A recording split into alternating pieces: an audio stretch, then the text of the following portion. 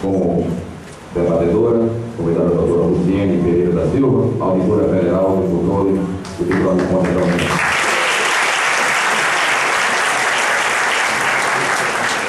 Professor Francisco de Barros Silva, professor da Faculdade de Direito, Centro de Ciências Jurídicas da UFPE e juiz federal da 21ª Vara do Brasil.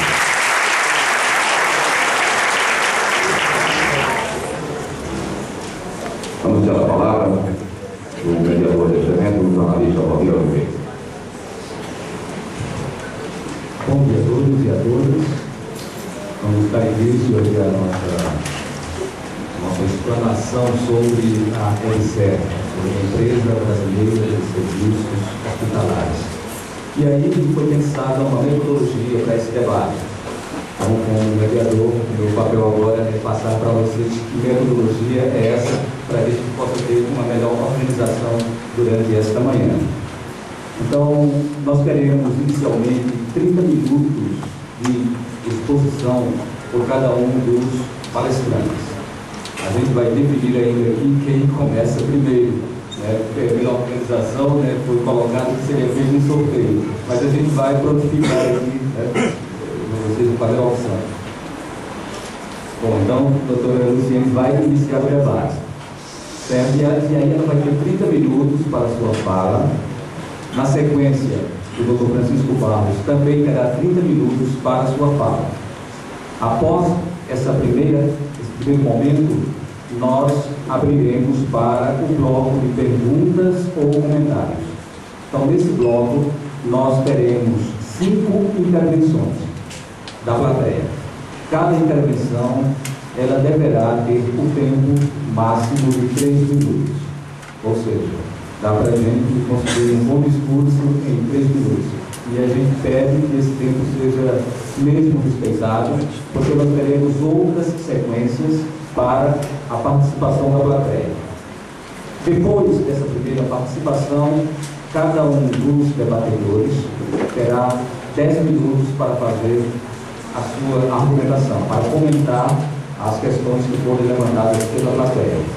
Virá uma segunda rodada com mais 5 intervenções, seguindo a mesma sequência, né? Os palestrantes comentam, cada um com 10 minutos. Nesse sentido, teremos, na verdade, 4 blocos de participações da plateia, o que vai dar 20 perguntas. Poderemos ter 20 perguntas ou comentários da plateia, cada um com a duração de até 10 minutos. Além disso, também será possível a participação escrita. Essa participação escrita ela será limitada às 10 pessoas que primeiro se inscreverem.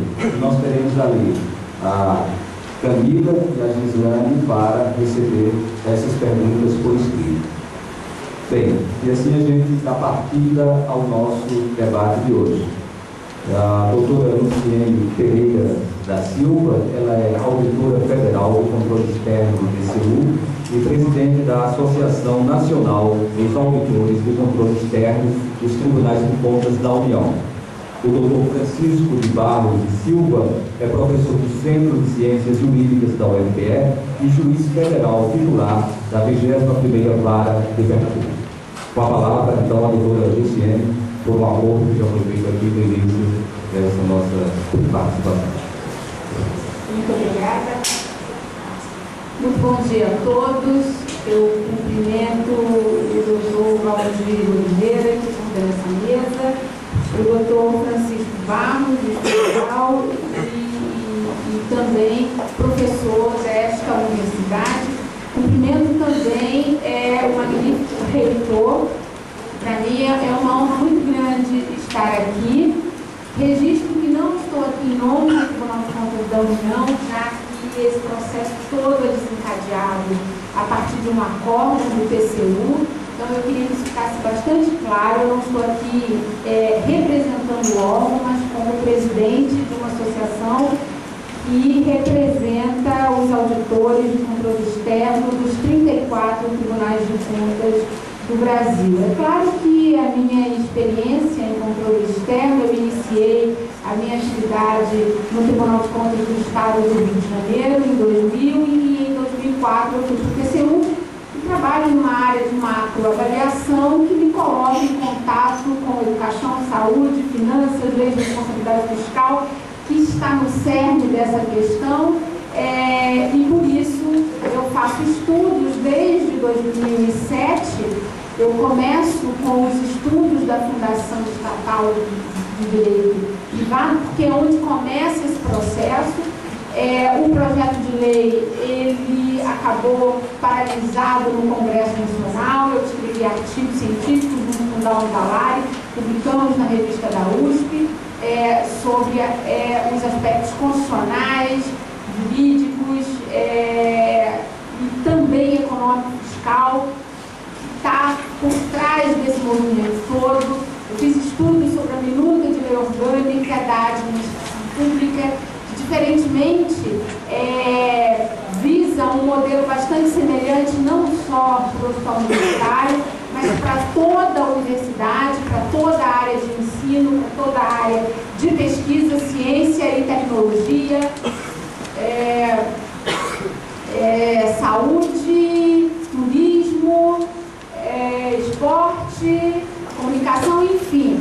Eu acho que as regras do direito público vão ficar apenas para o Judiciário, para o Ministério Público e para o Tribunal de Contas, porque o que parece é que o objetivo de todo o resto da área do Estado tem que funcionar sob a lógica do direito privado. É isso que a gente depreende do projeto de lei complementar 92 e da minuta de lei orgânica para a administração pública, que foi concebida por uma comissão de juristas a pedido do Ministério do Planejamento.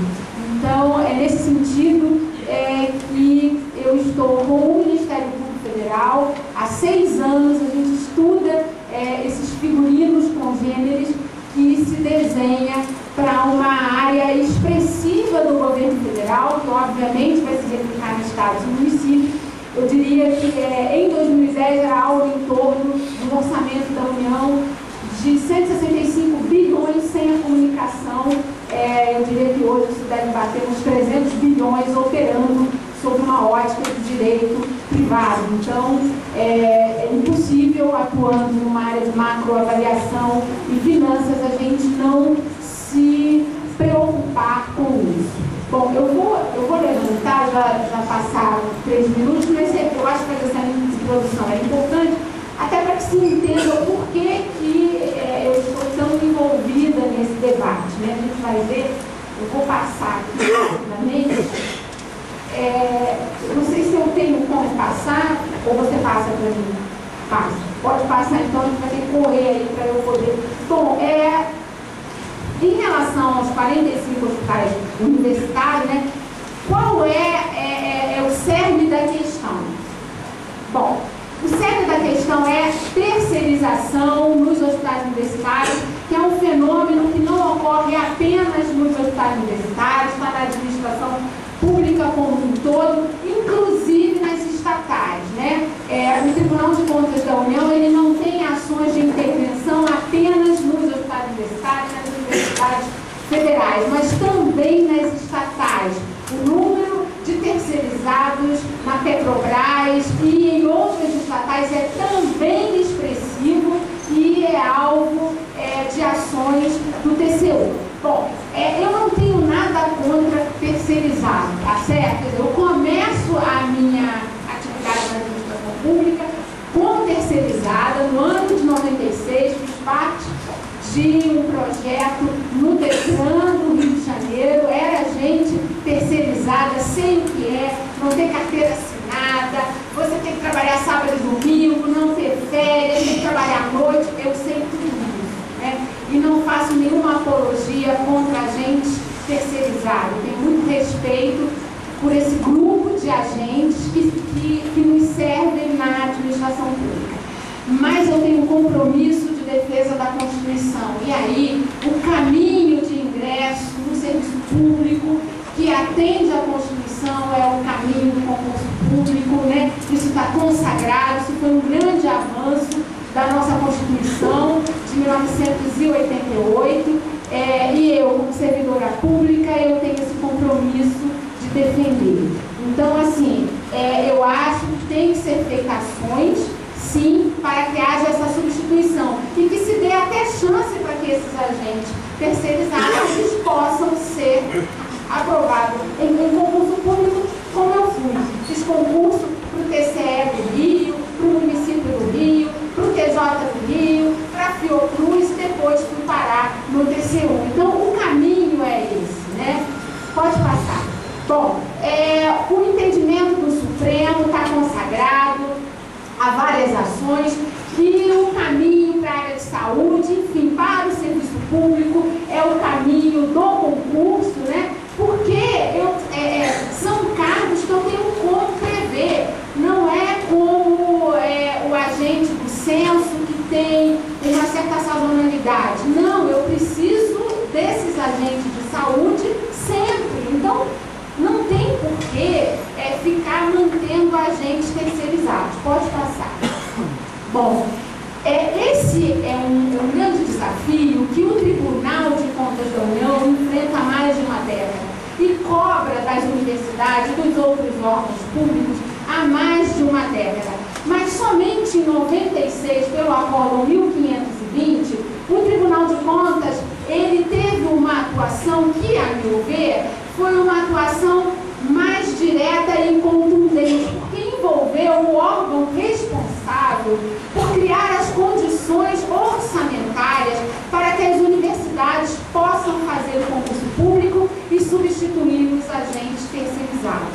Sem autorização orçamentária, as universidades, o Supremo, o Tribunal de Contas da União, o Ministério Público Federal não podem fazer concurso público, tá certo? Porque eu vou aumentar a despesa de pessoal e eu tenho regras na Constituição, no artigo 69, eu tenho regras draconianas na Lei de Responsabilidade Fiscal que obrigam e condicionam o aumento da despesa, a contratação, a autorização orçamentária. Então, o Tribunal de Contas da União envolve o Ministério do Planejamento e faz determinações ao planejamento. Observe que aqui a determinação não foi a universidade, porque não adianta determinar a universidade se ela não tem o comando da elaboração da proposta orçamentária. Então, se tem que alguém ser responsabilizado hoje, esse alguém primeiro é o Ministério do Planejamento. Isso não sou eu quem diz, isso está escrito no acórdão do TCU. Então, tem o item 9.1.4 que determina ao planejamento adotar as medidas de substituição dos agentes terceirizados dos servidores concursados. Então, hoje eu já tive em Alagoas, em outros estados, que começam a fazer um terror com a sociedade, com os servidores, de que vão fechar esses hospitais se não aderirem a EBSER. Olha, isso não é responsável, porque a determinação do TCU não é mandar os agentes embora e fechar o hospital. Né? Isso seria uma irresponsabilidade. A determinação faz concurso e substitui, e aí sim afasta os agentes terceirizados. Em primeiro lugar, o atendimento à saúde e a manutenção do ensino. Então, essa é uma questão de responsabilidade social e constitucional.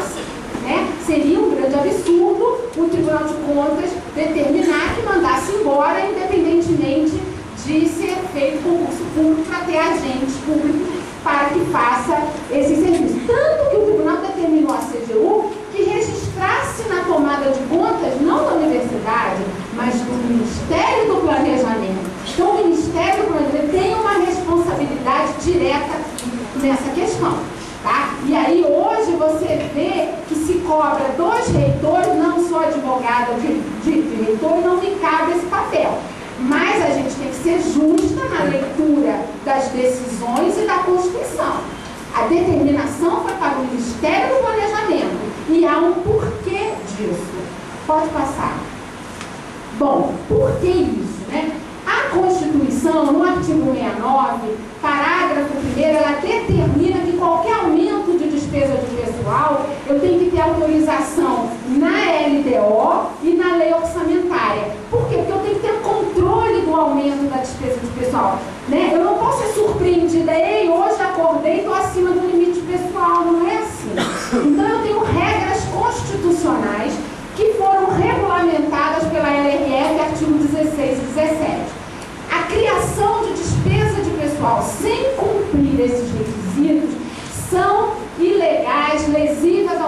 patrimônio público sujeito à nulidade por força do artigo 15 da LRF. Então, o Ministério do Planejamento, por isso a determinação foi para ele, porque ele é que faz a supervisão e a coordenação da elaboração da proposta orçamentária, não é o reitor. Ele faz a proposta e manda para o planejamento. Como o Judiciário faz a proposta e manda para o Poder Executivo, que cortou. E aí houve uma ação que o PGR indicou exortar a Presidente da República que ela não pode cortar a proposta orçamentária do Judiciário, mas ano passado foi um ano emblemático. Então, assim, essa é uma relação muito difícil e chega a haver uma covardia querer responsabilizar o reitor porque não fez o concurso público. Se o próprio Judiciário tem que fazer um embate violento com o Poder Executivo para poder conseguir autorização orçamentária para contratar pessoal. Então, a gente tem que colocar os pingos nos is, tá certo? Pode passar. Bom, então eu tenho essa relação. A universidade tem que olhar o orçamento, o MEC tem um papel importante nessa coordenação das 45 universidades e fazendo a harmonia desses dois marcos regulatórios, Constituição e Lei de Responsabilidade Fiscal. Sem isso, vai ter muito problema. Pode passar. Bom, nenhuma autorização foi incluída nas leis orçamentárias de 2006 a 2013, porque criou-se um preconceito contra o regime jurídico único. Olha, gente, se eu for achar que o regime jurídico único é ruim, eu tenho que achar que eu sou incompetente, que no Tribunal de Contas nada funciona, que no Judiciário nada funciona, porque eu não vejo como o Judiciário, o Ministério Público, o Tribunal de Contas, a Receita Federal funcionarem com agente seletista. Então, assim, isso é um argumento muito rasteiro, tá certo? De que o regime jurídico único não funciona. Não é por aí, tá certo? Pode passar. Bom, a solução encontrada, pode passar, foi criar uma empresa, uma outra pessoa, né? Porque a empresa tem a personalidade jurídica, que a Constituição determina que seja de direito privado. Aqui, gente, eu peço desculpa porque eu fiz uma palestra semana passada na UFRJ e estou pegando essa experiência lá do Rio de Janeiro. Então, seria mais ou menos assim, eu pego a gestão do hospital de cada universidade, cada universidade é uma autarquia ou uma fundação autárquica, as pessoas jurídicas de direito público. Uma outra pessoa, então eu pego uma parte de uma outra pessoa e incluo e crio uma pessoa nova. Foi isso que a lei fez, certo? Bom, disse que o capital é 100% da União. Gente, lei você muda com medida provisória. Então, eu não posso pensar assim, eu vou, assim, entregar uma autonomia que eu tenho, uma garantia constitucional por algo previsto em lei, eu não trocaria a autonomia do Tribunal de Contas da União assegurada no artigo 73, que remete ao 96 e nos dá a mesma garantia do Judiciário, eu não troco isso por uma lei que parece aquele programa do Silvio Santos, né? Sim ou não, né? Que vai lá para uma cabine e faz as trocas. Eu não troco as garantias do TCU constitucionais por qualquer coisa que coloque em lei, né? Quer dizer, se o Constituinte ele assegurou certas garantias na Constituição a alguns segmentos, isso tem um porquê, e a gente tem que entender esse porquê. Pode passar. Bom, aí se fala, não, porque a EBSER vai ser a solução para os terceirizados. Não vai, gente, porque a Constituição obriga que o ingresso seja por meio de concurso público. Fazer algo diferente é rasgar a Constituição. Então, esses movimentos de efetivação dos agentes terceirizados, sim, não dá para tipo, vender esse texto, porque está enganando essas pessoas. Não tem como efetivar esses agentes, porque inclusive empresa pública, sociedade de economia mista, tem que fazer concurso público, elas estão sujeitas ao artigo 37, inciso 2 da Constituição. Qualquer coisa diferente disso é um trem da alegria que o Ministério Público certamente estará no Judiciário, que tem a jurisprudência bem farta em relação a isso, a rechaçar qualquer forma de trem da alegria. Pode passar. Bom, tem uma previsão bastante preocupante na lei, que é a subsidiária. Pode passar, tem que dar uma corridinha, hein? A subsidiária subsidiária, gente, ninguém tem dúvida que a EBSER vai ser um escritório, uma sala em Brasília, e que assim não tem como fazer a gestão de hospitais, de universidades distintas, complexas, e que não é uma tarefa fácil, tá certo? Nem a EBSER tem expertise disso. Então vai ser um escritório em Brasília e vão criar subsidiárias nos estados, não tenham dúvida disso, assim. Então a gente bateu muito, né? A empresa é SA, a empresa EBSER não é SA, que a gente bateu. Originalmente a proposta era essa. O que é ser uma sociedade anônima? É colocar o capital na bolsa e pode vender até 49%.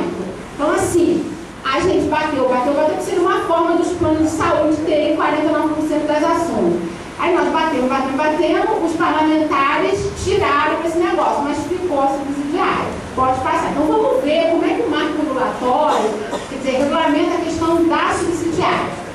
Sociedade anônima, está no Código Civil, lá no artigo 1089, que não detalhou, remeteu a uma lei especial. Essa lei já existe, a lei da SA, pode passar por gentileza, é uma lei de 1976, a lei 6404, que define, né, fim lucrativo, a companhia mercantil, deve usar as leis do mercado, e lá no artigo 251 a 253, ele disciplina a figura da subsidiária, tá certo?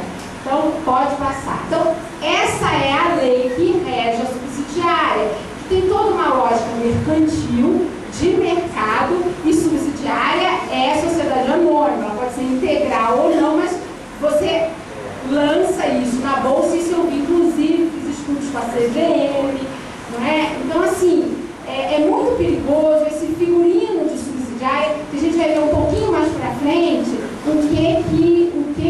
como que ela funciona, isso, porque isso começa a interferir na atuação da Receita Federal, da CVM, que tem que ter um marco regulatório único para fiscalizar as empresas, gente. Não dá para cada lei que cria empresa querer ditar a regra de funcionamento daquela empresa. Por isso eu tenho leis especiais e normas gerais. A Lei 6404 deve ser observada por todas as sociedades anônimas. Pode passar.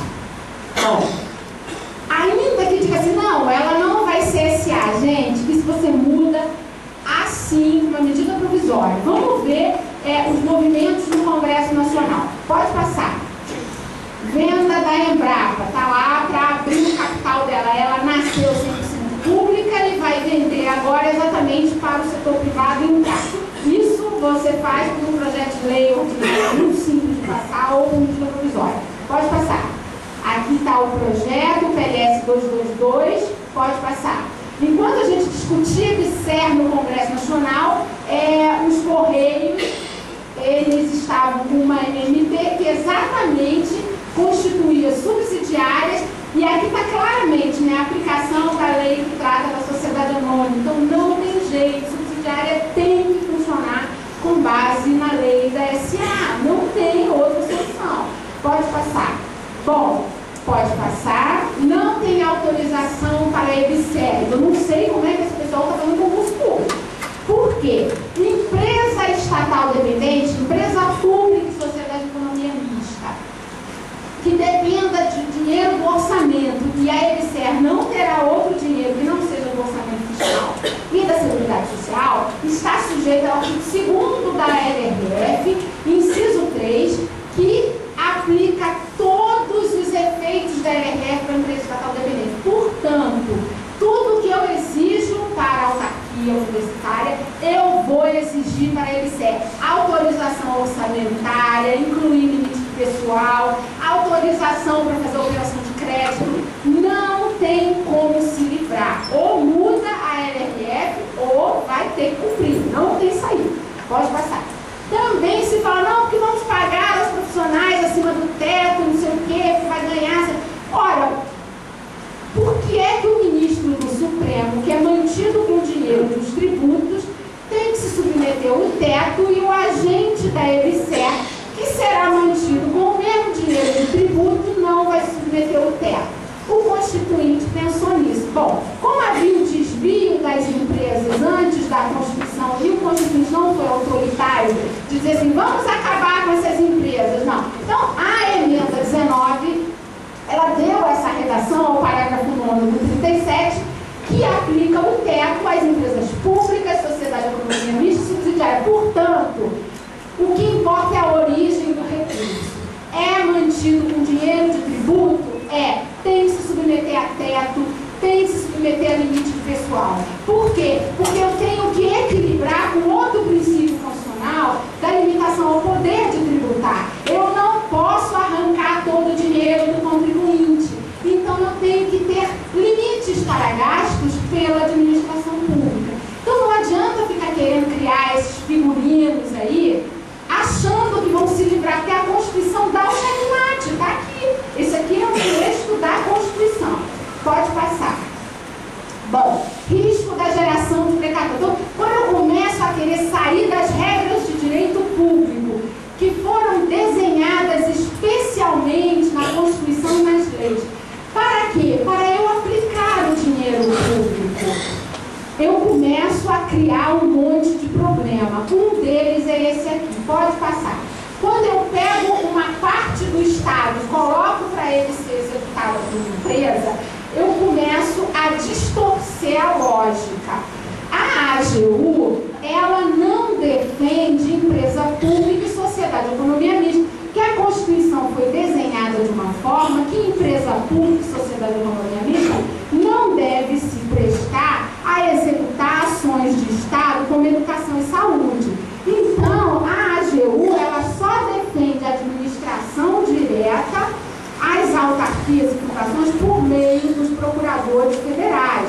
Então, assim, olha o que eu vou começar a ter, né? Um risco de geração de precatórios, de ações de fornecedores de bens e serviços de saúde que tramitam no judiciário e a defesa não será feita por advogados públicos. Isso no passado já gerou sentenças superestimadas da ordem de 9 bilhões. Isso tem estudos na página da AGU.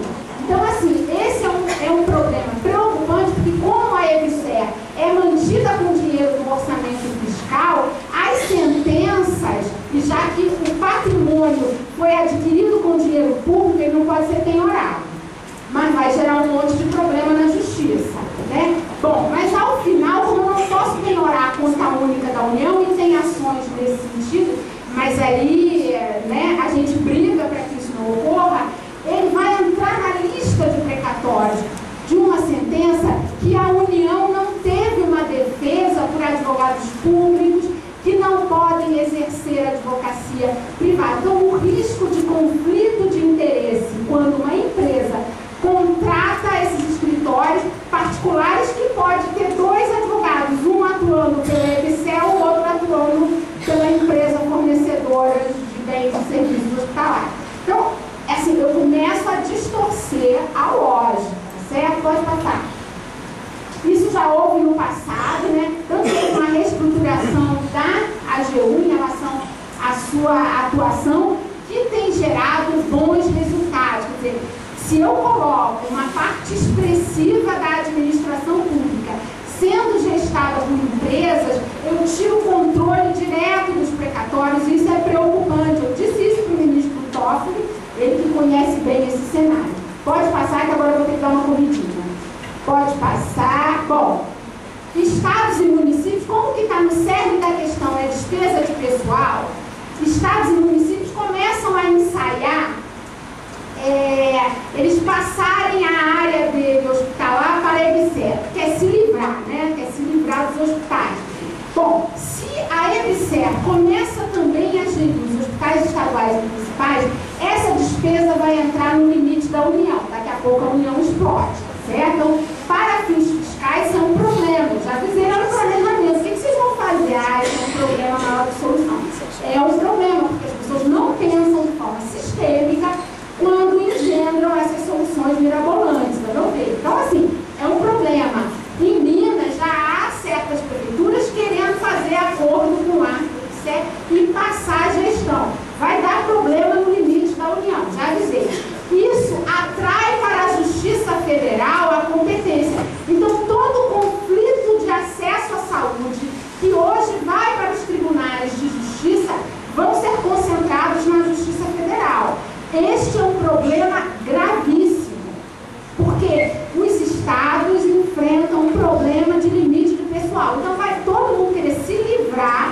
e a área de saúde é uma área pesada, passando para essa empresa.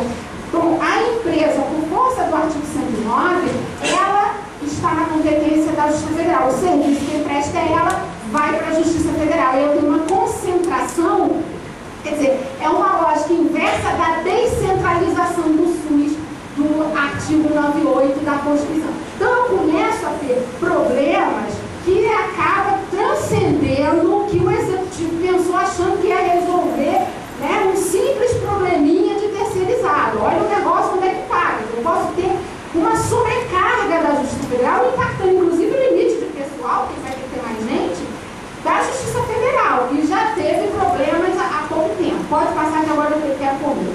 Aspectos jurídicos. Muito obrigado. Tem quanto? Tenho 3, olha só. Bom, eu tenho a EBSER aqui, quer dizer, ele cria uma empresa, né? É uma empresa vinculada ao MEC, que isso está de acordo com o decreto-lei 200, né? Uma empresa vinculada, pode passar. Bom, a lógica é essa, quer dizer, a EBSER vinculada ao MEC, eu não tenho universidade com ascendência sobre essa empresa. Não, mas eu boto um regimento, boto não sei o quê. Gente, isso muda numa canetada. Então, assim, eu troco uma garantia constitucional por um regimento interno, entendeu? Não dá. E as subsidiárias, quer dizer, são pessoas jurídicas com vida própria, entendeu? Então, ele pode sentar com esses reitores e aceitar. Mas se tiver divergência entre reitores, alguém vai ter que arbitrar. E quem vai arbitrar é esse presidente da EBSER. Pode passar. Pode passar. Bom, antes da Constituição, empresa pública já era para exploração da atividade econômica. Pode passar. Pode passar. A Constituição vem, pode passar, e é clara no capítulo da ordem econômica. Pode passar. Passa, pode passar aí. Pode passar. Aí, não, volta. Então, olha só, a Constituição de 88 desenhou o Estado de que forma? Né? O Estado só vai explorar a atividade econômica em situações excepcionais, né? De imperatividade da segurança nacional, relevante de interesse coletivo, conforme definido em lei. E aí ele desenha empresa pública, sociedade, economia mista, não falar de subsidiária, a emenda 19, no contexto do programa de desestatização, é que veio nesse sentido para explorar a atividade econômica de produção ou comercialização de bens ou prestação de serviços. Você vai falar, não, mas está prestação de serviço aí. Gente, eu não comercializo serviço de saúde, né? Então, exemplo de empresa, a Caixa, de sociedade de economia mista e de subsidiária PR distribuidora. Pode passar. Bom, adoram se apegar a 175. Adoram 175 porque aí ele fala serviço público, mas a pessoa não lê o dispositivo inteiro. Esse serviço público é mediante política tarifária, não é serviço público de educação e saúde. Eu não posso cobrar nenhum tipo de tarifa. Então, não vamos distorcer as coisas. Pode passar, está regulamentado por lei. Então, assim, o 175 não se presta a isso. Então, é por isso que não dá para aceitar esse argumento da AGU e da ADIM de pegar a Eletronorte e comparar com o EBSER. Não dá. Pode passar. Como não dá para o Hospital Conceição, porque o hospital não é um hospital de ensino, ele é um hospital que foi encampado por uma intervenção do governo militar. Então, os dois precedentes que a EBSER utiliza, não dá. Mas eu queria, para concluir, eu vou ter que pular. Vamos pular aí. Bom, o próprio Supremo disse o seguinte, está lá no RE, que é um recurso extraordinário, que na década de 80 e 70, quer dizer, era comum a administração pública criar empresas de direito que eram autarquias de fato. Então, gente, não dá para pegar os modelos da década de 70 e 80 e querer usar para hoje, sobre a ordem constitucional, que desenha as empresas para uma finalidade, você querer colocar para criar essas questões de saúde. Agora eu vou pular para terminar. Pode pular. Pode pular. Autonomia, que é uma questão importante. Então, esse dispositivo do artigo 3º é uma norma vazia, pode pular aqui, desobservada a autonomia. É um jogo de palavra, é uma garantia vazia, sem efetividade concreta, porque você dá a gestão para uma outra pessoa. Pula, pode pular. Bom, aqui, gente, atividade finalística da Universidade, ensino, pesquisa e extensão, é uma constitucional. Pode passar. Isso está ligado a garantias constitucionais da liberdade de pensamento, intelectual e científica. A autonomia se presta para essas garantias constitucionais. Sem autonomia didático-científica, a liberdade de pensamento que se tem na academia, a liberdade intelectual e científica fica comprometida. E o grande exemplo foi a polêmica da pesquisa de Célula Tronco. Pode passar. Que tiveram que fazer esse enfrentamento e que você só não sucumbe quando um eventual grupo atinge um poder político. Por quê? Porque você tem hoje a universidade imune. Porque se não está imune, e se quem indica o presidente dessa empresa é um partido político que tem uma determinada ideologia, você pode ter a pesquisa comprometida muito facilmente. Pode passar, pode passar. Aqui está a luta política. Como que as estatais, elas despertam interesse? Pode passar. Na Petrobras, em Furna, você teve uma luta fratricida entre o PMDB e o PT, que por um orçamento de 1,4 bilhão. Imagina a luta fratricida que não vai ser por um orçamento que deve chegar a 5 bilhões de uma empresa da área de saúde que tem uma questão, que há uma politização muito grande nessa área. Então, é preciso pensar o que se quer para a universidade, porque isso não foi muito longe, 2011, pode passar, para a gente finalizar.